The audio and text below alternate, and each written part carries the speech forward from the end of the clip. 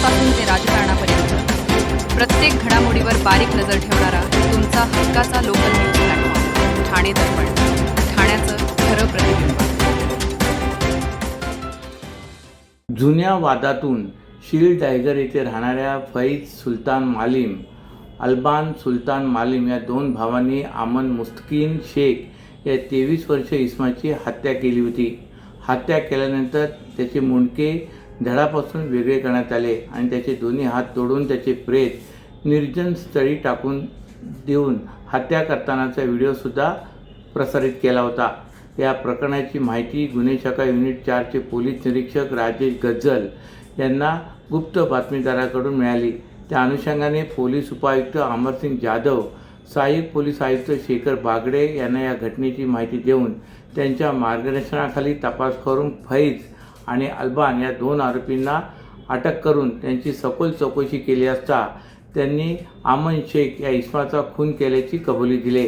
या आरोपीने माहिती देताना सांगितलं की 13 मार्च 2000 रोजी रात्री 9 वाजता आमन शेख याला श्रीलंका एरिया मुंब्रा या परिसरातून रिक्षामध्ये घेऊन त्यात निर्जन ठिकाणी नेऊन त्याचा धारदार चाकूने गळा चिरून जीवेठार मारून मैताची ओळख पटू नये म्हणून प्रेताचे मुंडके धडापासून वेगळे करून खर्डीगाव येथे टाकून दोन्ही हात कापून उर्वरित प्रेताचे भाग निर्जन स्थळी टाकून दिले होते.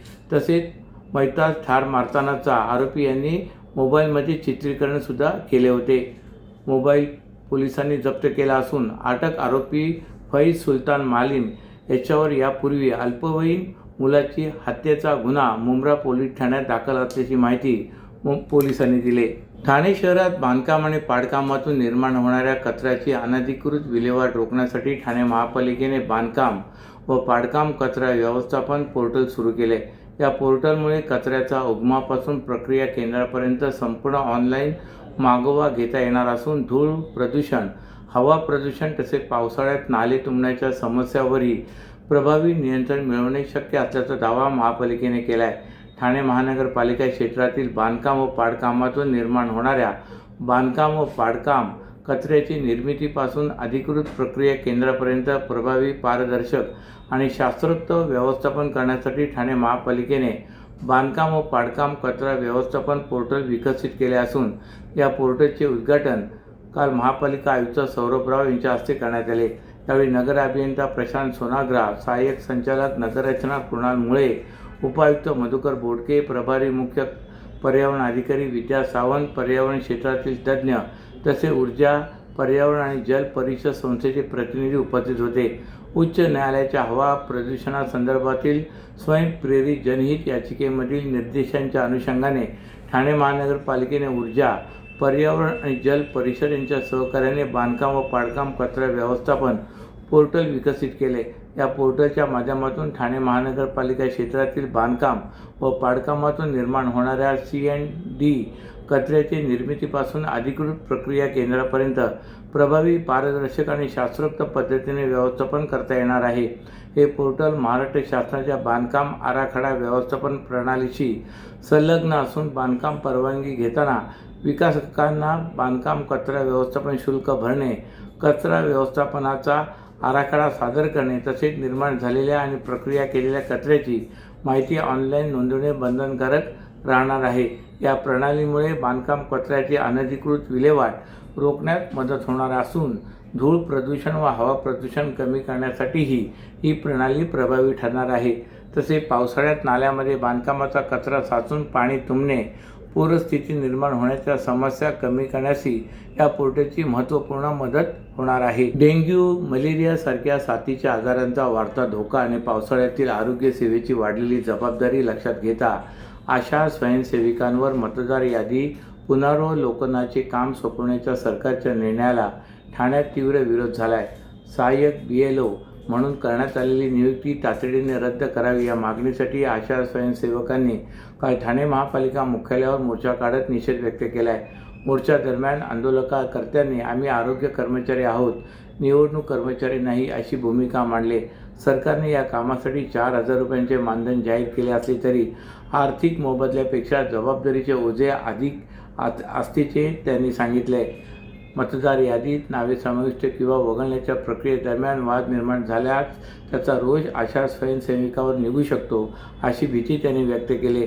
राज्य घटक प्रवर्तक व आशा स्वयंसेविका संघाचे सरचिटणीस राजेश सिंह यांनी भारतीय निवडणूक आयोगाच्या मार्गदर्शक सूचनांचा उल्लेख करत BLO म्हणून शासकीय कर्मचाऱ्यांची नियुक्ती अपेक्षित असताना आशा स्वयंसेविकांना सहाय्यक BLO म्हणून नेमणे विरोधात असल्याचा दावा केला आहे. जर शासनाने आमची मागणी मान्य केली नाही तर आझाद मैदानावर जन आंदोलन छेडण्यात येईल, असा इशाराही त्यांनी दिला आहे. आम्हाला जी BLOची कामं देतायत सहाय्यक BLO म्हणून, त्याच्यामध्ये आम्हाला फक्त सहाय्यक BLO म्हणून आम्हाला फ्रीमध्ये कामं करा म्हणून सांगत होते. पण आम्ही त्या गोष्टीला विरोध केला तर त्यांनी 8 दिवसामध्ये त्यांचे मीटिंग वगैरे लावून आम्हाला सांगितलं की तुम्हाला 4,000 रुपये देऊ. पण ती आम्हाला 4,000 रुपये देऊन ते आम्हाला लाच दाखवत आहेत. कारण इलेक्शनचं काम करणं हे सोपी गोष्ट नाही.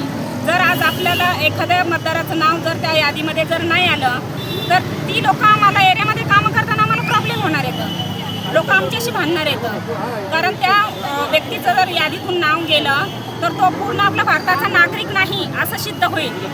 पण ती कामं करताना आमच्याकडून चुका होणारच. कारण आशा वर्कर ह्या 6वी 7वी कोणी 10वी 8वी शिकलेलंच आहेत. मग ही कामं त्यांना जमणार नाही येतं.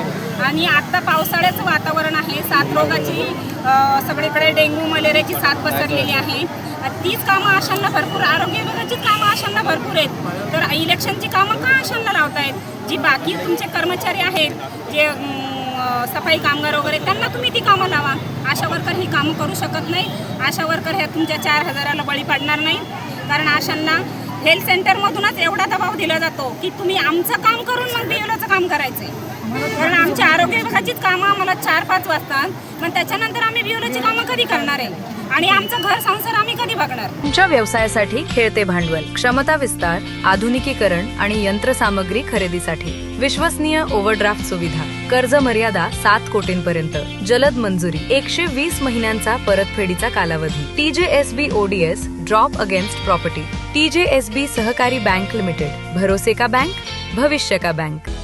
वाहतूक ऑपरेटर्ससाठी व्यावसायिक वाहने खरेदी करण्यासाठी सोपी आणि विश्वासार्ह कर्ज सुविधा, कर्ज मर्यादा 1 कोटी रुपयांपर्यंत, 5 वर्षांची परतफेडीची मुदत, आकर्षक व्याजदर, TJSB fleet term loan, TJSB सहकारी बँक लिमिटेड, भरोसे का बँक, भविष्य का bank. Asset backed credit loan, व्यवसाय आणि आर्थिक गरजांसाठी मालमत्तेवर आधारित कर्ज, कर्ज मर्यादा 5 कोटींपर्यंत, 120 महिन्यांचा परतफेडीचा कालावधी, विश्वासार्ह वित्तीय भागीदार तुमच्या प्रगतीसाठी. TJSB asset backed credit loan, TJSB सहकारी बँक लिमिटेड, भरोसे का बँक, भविष्य का बँक. दादा, दात घासताय ना, मग पाणी का वाया घालवताय?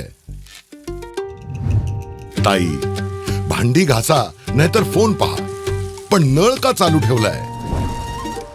अंघोळ झाली ना करून, मग शॉवर चालूच. कपडे धुताय पण पाणी वाया जातंय, त्याचं काय? गाडी अशी धुताय आणि उद्या पाणी कायमचं संपलं तर? पाण्यासाठी किती जणांची वणवण होते.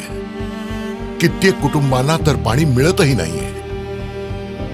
पाणी बोलत नाही, पण आपण त्याची किंमत जाणली पाहिजे. पाण्याचा अपव्यय टाळा, परिस्थिती भीषण होऊ शकते. प्रत्येक थेंब जपा, पाणी वाचवा. पाणी ही निसर्गाची देणगी आहे. पाणी निर्माण करता येत नाही. पाण्याची बचत हीच पाण्याची निर्मिती. ठाणे महानगरपालिकेतर्फे जनहितार्थ जारी. ठाकरे गटाचे नेते तथा माजी खासदार विनायक राऊत आणि त्यांच्या कुटुंबियांच्या अडचणीत वाढ झाली. ठाणे न्यायालयाने त्यांचा अंतरिम संरक्षण जामीन अर्ज फेटाळलाय. प्रथम खबरी अहवालातील आरोप गंभीर स्वरूपाचे असल्याचे नमूद करत न्यायालयाने अंतरिम संरक्षण देण्यास नकार दिलाय. दरम्यान मुख्य अटकपूर्व जामीन अर्जावर 23 जुलै रोजी सुनावणी होणार आहे. विनायक राऊत, त्यांच्या कुटुंबियांसह इतरांविरोधात त्यांची सून गिरीजा राऊत यांनी 10 जून रोजी कापरवाडी पोलीस ठाण्यात तक्रार दाखल केली होती. या तक्रारीनंतर पोलिसांनी गुन्हा नोंदवला. या प्रकरणात फिरोज शेख या बंधूला यापूर्वी अटक करण्यात आली असून तो सध्या पोलीस कोठडीत आहे. या गुन्ह्यात अटकेपासून संरक्षण मिळावे यासाठी विनायक राऊत आणि कुटुंबियांनी ठाणे न्यायालयात अटकपूर्व जामिनासाठी अर्ज केला होता. त्यावरील सुनावणी दरम्यान अंतरिम संरक्षणाची मागणी करण्यात आली होती. मात्र FRIमधील आरोपांचे गांभीर्य लक्षात घेत अंतरिम संरक्षण देता येणार नसल्याचे निरीक्षण न्यायालयाने नोंदवत अर्ज फेटाळला आहे. त्यामुळे राऊत आणि त्यांच्या कुटुंबियांसमोरील कायदेशीर अडचणी वाढल्या असून आता सर्वांचे लक्ष 23 जुलै रोजी होणाऱ्या मुख्य अटकपूर्व जामीन अर्जावरील सुनावणीकडे लागलं आहे. या प्रकरणात फिरोज शेख या भोंदूचा साथीदार राम वडार याला कापूरवाडी पोलिसांनी सिंधुदुर्ग येथून ताब्यात घेतले होते. त्याला अटक करण्यात आली असून न्यायालयाने त्याला पोलीस कोठडी सुनावली आहे. या प्रकरणातली ही दुसरी अटक आहे. नागरिकांच्या समस्या तातडीने सोडवण्यासाठी शिवसेनेच्या माध्यमातून ठाण्याच्या आनंद आश्रम येथे जनता दरबाराचं आयोजन करण्यात येत असतं. महाराष्ट्र राज्याचे उपमुख्यमंत्री एकनाथ शिंदे यांच्या मार्गदर्शनाखाली आयोजित या जनता दरबारात ठाण्यासह विविध भागातील नागरिक आपल्या समस्या घेऊन येत असतात. यावेळी ठाणे महानगरपालिका हद्दीतील प्रलंबित प्रश्नाबाबत माजी महापौर अशोक वैद्य आणि माजी उपमहापौर राजेंद्र साप्ते यांनी ठाणे महानगरपालिकेचे सभागृह नेते हनुमंत जगदाळे यांची भेट घेतली. यावेळी ठाण्यातील विस्थापितांच्या पुनर्वसनाचा प्रश्न, कर्मचाऱ्यांच्या वारसा हक्काचा प्रश्न तसेच कोविड काळात कार्यरत असलेल्या कर्मचाऱ्यांच्या विविध मागण्यांवर चर्चा करण्यात आली. या प्रश्नांवर तातडीने कार्यवाही करण्यासाठी संबंधित अधिकाऱ्यांना कार्यालयात बोलवून चर्चा करण्यात येईल असे सभागृह नेते हनुमंत जगदाळे यांनी सांगितले. तसे या संदर्भात ठाणे महानगरपालिका आयुक्त सौरभ राव यांची भेट घेऊन हे सर्व प्रश्न मार्गी लावण्यासाठी प्रयत्न केले जातील असे त्यांनी स्पष्ट केले. अशाच नव्या आणि ताज्या बातम्यांसाठी ठाणे दर्पणच्या पेजला लाईक करा आणि फॉलो करायला विसरू नका.